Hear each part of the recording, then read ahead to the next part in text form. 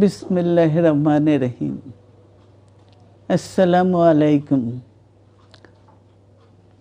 দীর্ঘদিন অসুস্থ থাকার পর আপনাদের সামনে কথা বলতে পারার জন্য আল্লাহর কাছে শুকরিয়া আদায় করছি।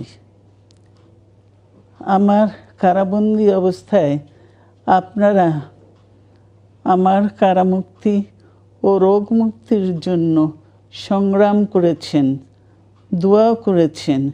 সেজন্য আমি আপনাদের সকলকে ধন্যবাদ জানাচ্ছি। দীর্ঘ আন্দোলন সংগ্রাম ও ত্যাগের মধ্য দিয়ে আমরা ফ্যাসিবাদী অবৈধ সরকারের কাছ থেকে মুক্তি পেয়েছি। আমি আন্তরিক ধন্যবাদ জানাতে চাই আমাদের বীর সন্তানদের, যারা মরণপণ সংগ্রাম করে এই অসম্ভবকে সম্ভব করেছে। শত শত শহীদদের জানাই শ্রদ্ধা। এ বিজয় আমাদের নতুন সম্ভাবনা নিয়ে এসেছে। দীর্ঘদিনের নজিরবিহীন দুর্নীতি, গণতন্ত্রের ধ্বংসের স্তূপের মধ্য থেকে আমাদের নির্মাণ করতে হবে এক সমৃদ্ধ বাংলাদেশ। ছাত্র তরুণরাই আমাদের ভবিষ্যৎ।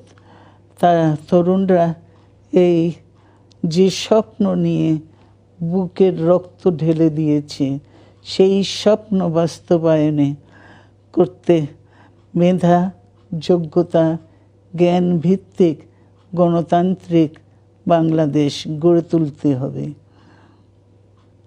শোষণহীন সমৃদ্ধ বাংলাদেশ। সকল ধর্মের গোত্রের অধিকার নিশ্চিত করতে হবে। শান্তি, প্রগতি আর সাম্যের ভিত্তিতে আধুনিক বাংলাদেশ নির্মাণে আসুন আমরা তরুণদের হাত শক্তিশালী করি। ধ্বংস নয়, প্রতিশোধ নয়, প্রতিহিংসা নয়, ভালোবাসা, শান্তি ও জ্ঞান ভিত্তিক সমাজ গড়ে তুলি। আল্লাহ হাফেজ। বাংলাদেশ জিন্দাবাদ।